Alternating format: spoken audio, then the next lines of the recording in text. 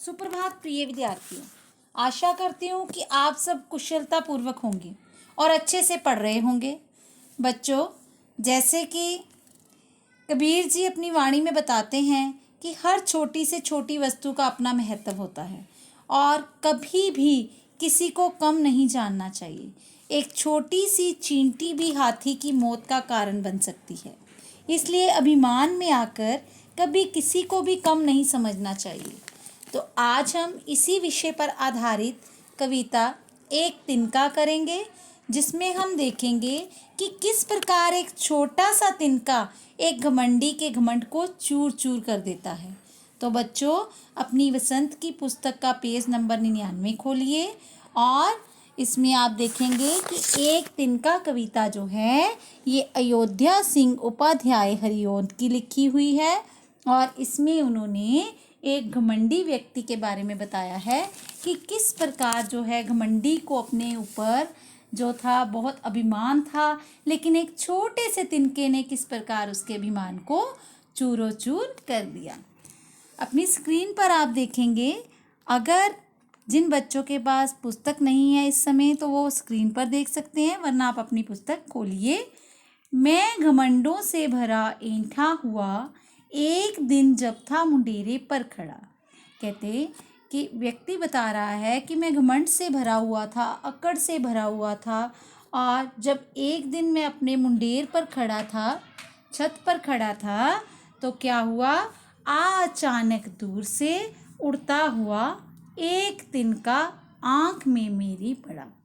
क्या हुआ कि वह अपने अभिमान में जो है वो खड़ा था और दूर से अचानक से क्या हुआ, एक उड़ता हुआ तिनका आया और आकर सीधा उसकी आँख में पड़ गया। मैं झिझक उठा हुआ बेचैन सा। झिझक का मतलब संकोच। मैं झिझक उठा हुआ बेचैन सा। झिझक का संकोच, कि मैं संकोच में आ गया और एकदम से मैं बेचैन हो गया। लाल होकर आँख भी दुखने लगी। क्या हुआ, एकदम से आँख लाल हो गई और लाल होकर आँख बुरी तरह से दुखने लगी। मूठ देने लोग कपड़े की लगी। मूठ क्या होती है, जब हम कपड़े को गोल कर देते हैं, उसको गोल बना देते हैं और उससे क्या करने लगे, मूठ बनाकर लोग कपड़े से उसको भाप देने लगे। हम क्या करते हैं, अक्सर जब आँख में कुछ चला जाता है तो किसी भी कपड़े या रुमाल से क्या करते हैं, मूठ बनाते हैं, उसको गोल करते हैं और उसके द्वारा जो है भाप जो है देते हैं। तो ऐसे ही लोगों ने क्या किया, कपड़े की मूठ बनाई और बनाकर उसको देने लगे। ऐंठ बेचारी दबे पांव भागी। अब अकड़ जो थी वो सारी क्या हुई, भाग गई। अकड़ सारी खत्म हो गई उस व्यक्ति की। जब किसी ढप से निकल तिनका गया, तब समझ ने यो मुझे ताने दिए। कहते जब किसी तरीके से भी कैसे भी होकर वो तिनका जब किसी भी ढंग से जो है वो निकला और निकल कर जब उसकी आँख में पड़ा तो क्या हुआ कि उसकी समझ उससे ताने देने लगी। तब समझ ने यो मुझे ताने दिए। तो समझ का मतलब बुद्धि, बुद्धि ने उसको ताने दिए।